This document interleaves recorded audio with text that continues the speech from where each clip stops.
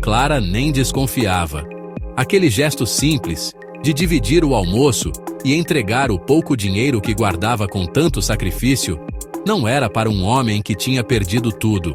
Com seu uniforme simples e coração puro, ela achava que estava ajudando um colega de trabalho derrubado pela vida.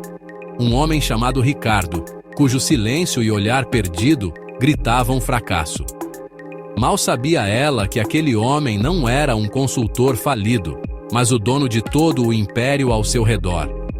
Aquilo não era só um ato de caridade. Era a fase final de um teste silencioso e implacável. Um teste que estava prestes a arrancar Clara da pobreza e mudar sua vida para sempre. O que você vai ouvir agora não é só uma história sobre dinheiro, mas sobre o valor incalculável do caráter e como um pingo de bondade, nascido na mais pura humildade, pode se tornar o melhor investimento na vida de um bilionário. A vida de Clara era uma rotina de pequenos sacrifícios, que começava com o som do despertador às 4:30 da manhã, muito antes do sol pintar o céu de São Paulo. Cada dia nascia na penumbra de seu pequeno apartamento, um lugar tão arrumado que refletia a própria vida de Clara, organizada, disciplinada e sem espaço para luxos. O cheiro de café fresco era seu primeiro presente do dia, um pequeno prazer antes de encarar a longa jornada de 2 horas em 3 ônibus diferentes até seu destino. A torre espelhada da Monteiro Holdings, um gigante de vidro e aço no coração financeiro da cidade. Para o mundo lá fora, o prédio era um símbolo de poder. Para Clara, com seus 28 anos, era seu campo de batalha. Ela carregava nos ombros uma responsabilidade que ia muito além de manter os andares limpos.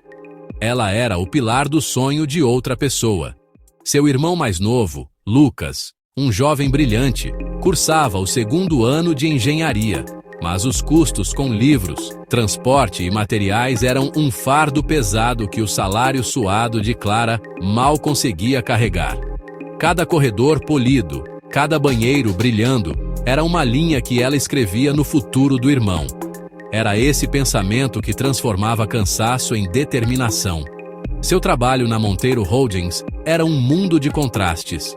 Ela se movia em silêncio por salas onde acordos de milhões eram fechados, limpava as mesas de executivos que decidiam o destino de milhares e esvaziava lixeiras com rascunhos de ideias que poderiam mudar o mercado. Ela era uma presença invisível, um fantasma funcional num mundo que não era para ela. E ninguém a fazia sentir isso mais do que sua supervisora, Dona Margarida. Dona Margarida era uma mulher cuja única alegria parecia ser encontrar defeitos. Seus olhos de águia achavam o menor grão de poeira. Clara, o chão da diretoria não está brilhando, está só limpo. Eu quero ver meu reflexo nesse piso, entendeu? Para Margarida, a equipe de limpeza era um conjunto de ferramentas. Clara aguentava tudo com uma paciência de santa. Sorria, balançava a cabeça e refazia o trabalho, guardando a humilhação para si. Discutir não pagaria os livros de Lucas. Foi numa terça-feira cinzenta que uma nova peça apareceu no jogo. Um homem surgiu no 18º andar, o mesmo de Clara. Ele não usava os ternos caros dos executivos. Suas roupas eram simples, o colarinho da camisa meio gasto. Tinha o olhar de quem carregava o mundo nas costas. A fofoca, rápida e venenosa, logo se espalhou. O nome dele era Ricardo. Diziam que era um pequeno empresário que havia perdido tudo num negócio desastroso com a própria Monteiro Holdings. Por um ato de piedade, haviam lhe dado um trabalho temporário, organizando arquivos numa sala esquecida no fim do corredor. A reação dos outros funcionários foi cruel. O homem que, talvez semanas antes, fosse recebido com sorrisos interesseiros, agora era tratado como um fantasma. As pessoas desviavam o olhar, paravam de conversar quando ele se aproximava e o ignoravam na hora do almoço. Olhem só para ele, é o retrato do fracasso. É o que acontece quando se voa perto demais do sol. Agora tá aí, catando migalha da empresa que o destruiu. Clara observava tudo em silêncio. Ela via o jeito que Ricardo se encolhia, tentando ser ainda mais invisível do que ela. Ela via a dor silenciosa em seus olhos, uma dor que ela conhecia. Enquanto outros viam um fracassado, Clara via uma pessoa. E num mundo que o tratava com desprezo, o seu bom dia, dito em voz baixa, mas sincera, era um ato de rebeldia. Um pequeno barco de gentileza, num oceano de indiferença. O teste, sem que ela soubesse, já tinha começado. Bom dia. As semanas viraram um mês, e Ricardo, o consultor falido, virou parte da paisagem do 15º andar. Ele era um ator perfeito, embora ninguém ali imaginasse que era uma atuação. Chegava pontualmente, ombros curvados, e se enfurnava na sua sala de arquivos, um cubículo sem janelas que mais parecia um túmulo para sonhos mortos. Clara, em suas rondas de limpeza, começou a notar os detalhes. Na hora do almoço, ela o via sentado sozinho na copa, com um pote que quase sempre tinha só arroz branco, ou às vezes, nada. Ele só bebia água da torneira e olhava para o vazio. Um dia, Clara limpava perto da máquina de lanches quando viu Ricardo se aproximar. Ele tirou algumas moedas do bolso, contou e suspirou. Faltava dinheiro para o biscoito mais barato. Ele olhou em volta, envergonhado, como se sentir fome fosse um defeito. Quando viu que Clara o olhava, forçou um sorriso e se afastou. Leva pra lá, nem tô com tanta fome assim. O coração de Clara apertou. Ela conhecia aquela humilhação, a contagem de moedas, a pequena derrota diária. O teste de Ricardo, sem que ninguém soubesse, começou a se intensificar. Numa tarde chuvosa, Clara ouviu um pedaço de conversa. Era Ricardo no telefone, com a voz embargada. Eu sei que o aluguel tá atrasado. Não, eu não tenho como conseguir agora. Por favor, só mais uns dias. Ele desligou e ficou parado. A cabeça apoiada no vidro, o reflexo de um homem à beira do abismo. A compaixão de Clara começou a brigar com a sua própria realidade. O dinheiro estava mais curto do que nunca. Lucas tinha ligado na noite anterior, animado com um projeto da faculdade que exigia um livro caro. Clara prometeu que daria um jeito e passou a noite em claro, refazendo contas, tentando tirar leite de pedra do seu orçamento. O ponto alto do teste veio de repente. Clara estava esvaziando a lixeira da sala de arquivos quando Ricardo, ao se levantar, esbarrou na mesa. Sua carteira velha caiu no chão e abriu. O que tinha dentro? Um documento, um bilhete de transporte e nada mais. Nem uma nota de R$2, nem um cartão de banco. O vazio. Desculpe, eu sou um desastre. Naquele momento, a cabeça de Clara deu um nó. A imagem da carteira vazia se misturou com a lista de compras de Lucas. A voz de Ricardo ao telefone ecoou junto com a voz animada do irmão. Ela viu naquele homem um reflexo de seus próprios medos.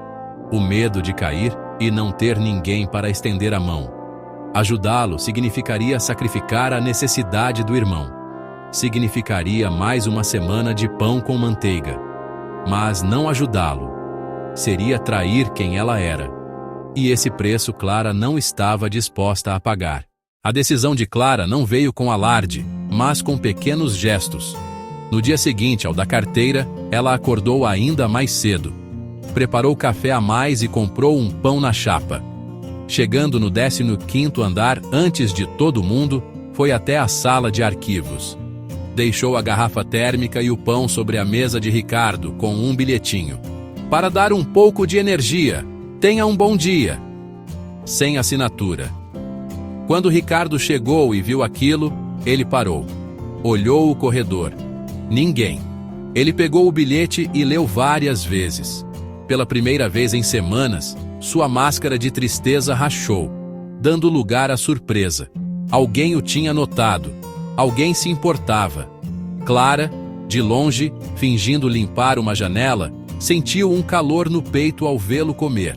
Aquilo lhe custou o dinheiro do seu próprio lanche, mas a sensação de ter ajudado a alimentou de outra forma. O fim do mês chegou, trazendo ansiedade. Era a época de aluguel, contas. Naquele mês, a pressão era maior. Ela tinha conseguido juntar o dinheiro para o livro de Lucas. O valor estava num envelope branco, guardado como um tesouro na sua bolsa. Na sexta-feira, dia de pagamento, o clima no escritório era de alívio. Mas na sala de arquivos, a escuridão parecia mais densa. Clara viu Ricardo com a cabeça entre as mãos, os ombros tremendo. Ele parecia ter chegado ao fundo do poço. Na sua hora de almoço, em vez de ir para a copa, ela foi até a sala dele. Bateu na porta. Seu Ricardo, o senhor está bem? Estou, Clara. Só um dia difícil. O senhor almoçou? Não se preocupe comigo, moça. Mas a mentira era óbvia. Clara abriu sua marmita com arroz, feijão e um ovo frito. Dividiu no meio, colocando metade na tampa. Por favor, não é muito, mas ninguém consegue enfrentar um dia difícil de estômago vazio. Eu não posso aceitar, Clara. Isso é seu. A gente pode dividir. Comida dividida fica até mais gostosa. Relutantemente, ele aceitou. Comeram em silêncio. Aquele ato simples criou uma ponte entre a faxineira e o suposto empresário falido. Quando terminaram, Clara respirou fundo. Era agora. Abriu a bolsa e tirou o envelope branco. O futuro de Lucas estava ali. Com as mãos tremendo, ela o estendeu para Ricardo. O que é isso? Eu ouvi o senhor no telefone. E sei que as coisas estão difíceis. Não é muito, mas talvez ajude com o aluguel, com comida. O senhor parece precisar mais do que eu agora. Clara, de jeito nenhum. Eu não posso aceitar seu dinheiro. Você trabalha tanto. Por favor, aceite. Pense que é um empréstimo. Um dia, quando as coisas melhorarem, o senhor me paga. Eu tenho fé que vão melhorar. O mundo dá voltas. Ele tentou recusar, mas a determinação no olhar de Clara era mais forte. Ela colocou o envelope na mão dele. Faça isso por mim, vou ficar mais tranquila. Ricardo Monteiro, o bilionário, segurou aquele envelope fino como se fosse o objeto mais precioso do mundo. O dinheiro ali era nada para ele, mas o sacrifício que representava era incalculável. Ele olhou para a jovem à sua frente, que lhe dava o pouco que tinha, de coração aberto. Naquele momento, todo o cinismo que construiu por anos desmoronou.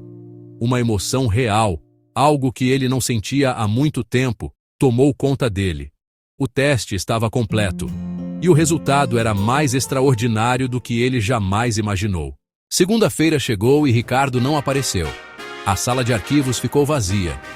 Clara sentiu uma pontada de ansiedade. Será que ele estava bem? Viu só?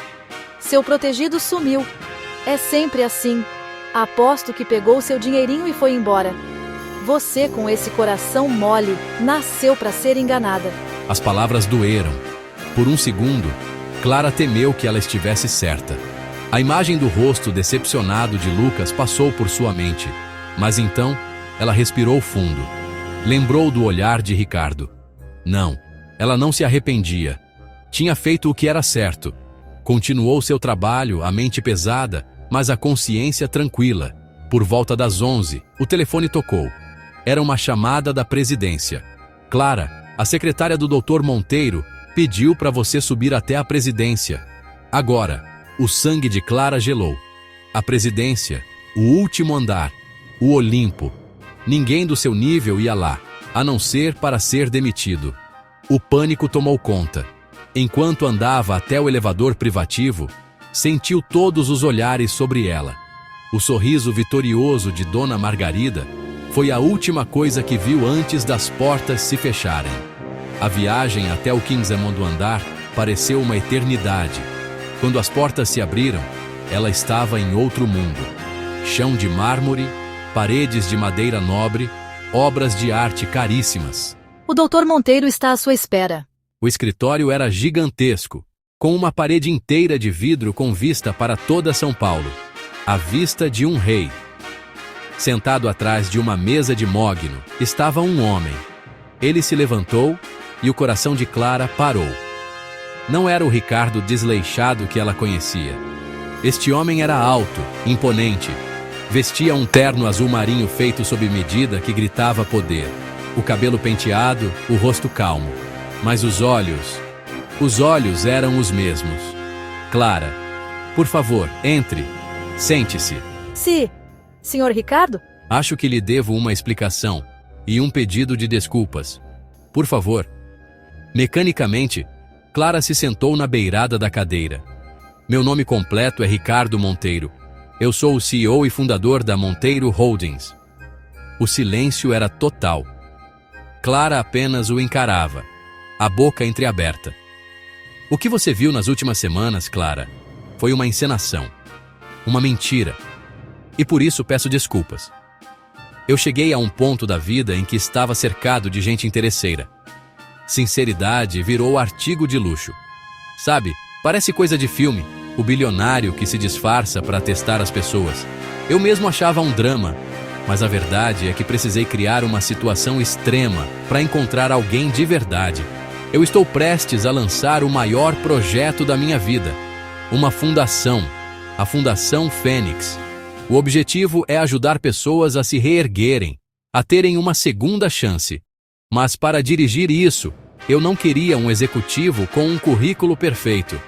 Eu precisava de alguém com uma alma impecável, alguém com empatia, com integridade. Então eu criei o personagem do Ricardo falido e vim trabalhar no andar mais baixo da minha própria empresa. Queria ver como as pessoas reagiriam a alguém que não tinha nada a oferecer. Eu vi desprezo, indiferença, pena com arrogância. E então, eu vi você, a única pessoa que me deu um bom dia sincero, a única que se preocupou, a única que me tratou com dignidade. Ele pegou o envelope branco que estava sobre a mesa. E então, você fez isso. Me deu o dinheiro que economizou para o seu irmão, dividiu sua comida, me ofereceu sua fé, quando não tinha quase nada. Você não viu um fracassado, Clara. Você viu um ser humano. Você não só passou no meu teste, você o destruiu. Você quebrou a escala. Lágrimas silenciosas começaram a rolar pelo rosto de Clara. Eram de um choque avassalador. O homem que ela ajudou por pena era um dos mais poderosos do país. E tudo tinha sido um teste para ela. Ricardo deixou que ela processasse o choque por um momento e lhe entregou um copo d'água. Eu sei que é muita coisa, Clara. A Fundação Fênix terá um orçamento inicial de centenas de milhões. Vai criar bolsas de estudo, apoiar pequenos empreendedores, ajudar famílias. Será um motor de segundas chances. E eu quero que você seja a diretora executiva dessa fundação. O quê? Eu? Mas eu sou faxineira. Eu não terminei o ensino médio. Eu não entendo de gestão, de finanças. Clara, eu já contratei dezenas de diretores com os melhores diplomas do mundo. Muitos deles desviaram o olhar de mim no corredor. A última coisa que a fundação precisa é de alguém que só entende de planilhas. Eu preciso de alguém que entende de gente. Alguém que sabe o que é contar moedas para comprar pão. Eu não preciso de um diploma. Eu preciso do seu coração. O resto eu te ensino. Você terá os melhores consultores, a melhor equipe, mas a alma da fundação tem que ser sua. Ele mencionou um salário que fez Clara ficar tonta. Falou de um apartamento, um carro, benefícios de outro mundo. E quanto ao seu irmão, Lucas, a primeira bolsa de estudos integral da Fundação Fênix, cobrindo tudo até a pós-graduação, se ele quiser, será dele. Considere seu primeiro ato oficial como diretora. As lágrimas de Clara agora fluíam livremente, mas um sorriso trêmulo apareceu em seus lábios. Era real demais para ser um sonho. Sandra, peça para a dona Margarida subir ao meu escritório. Imediatamente. Minutos depois, a porta se abriu e Margarida entrou, com um sorriso falso que congelou ao ver Clara ali. Doutor Monteiro, o senhor me chamou. Algum problema com ela? Sim, Margarida. Há um problema. Um problema com uma cultura de desrespeito que eu não tolero na minha empresa. Uma cultura que você promoveu. Do que o senhor está falando? Estou falando do jeito que você trata sua equipe e do jeito que tratou um homem que você julgava ser um fracassado. Acontece, Margarida, que aquele fracassado era eu. O rosto de Margarida desabou com o horror da compreensão. A partir de hoje, Clara é a nova diretora executiva da Fundação Fênix. E você? Você me provou que não tem caráter para liderar ninguém. Pode escolher uma função sem liderança em outro prédio, ou um pacote de demissão e ir embora hoje. A escolha é sua. Humilhada, Margarida murmurou um pedido de desculpas e saiu da sala, fechando a porta para um mundo que ela mesma ajudou a desmoronar. A vida de Clara se transformou, mas ela não. O cenário mudou, as roupas mudaram, mas o coração continuou o mesmo. Ela ligou para Lucas para contar da bolsa de estudos. O grito de alegria dele foi a música mais doce que ela já ouviu. Mas sua maior realização veio em sua nova sala. Sentada à sua mesa, ela analisava os primeiros pedidos de ajuda que chegavam à fundação. Eram histórias de pessoas como ela. Em cada pasta, ela não via números.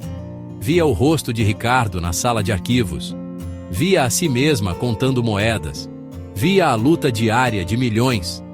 E pela primeira vez na vida, ela tinha o poder de verdade, fazer a diferença. A história de Clara e Ricardo é a prova de algo poderoso. A verdadeira medida de uma pessoa não está no que ela tem, mas no que ela está disposta a dar. Em um mundo obcecado por aparências, o caráter é a única posse que ninguém pode nos tirar. A bondade não é uma fraqueza, é uma superpotência silenciosa. Clara não salvou um empresário falido. Com um simples ato de humanidade, ela resgatou a fé de um bilionário nas pessoas. E ao fazer isso, reescreveu o próprio destino, provando que a dignidade não tem preço e que um coração puro é a maior riqueza de todas. Se você acredita que a bondade tem o poder de transformar, compartilhe esta história. Vamos espalhar a mensagem de que cada pequeno ato de compaixão pode mudar o mundo, uma pessoa de cada vez. Inscreva-se no canal para mais histórias que nos lembram do melhor que podemos ser.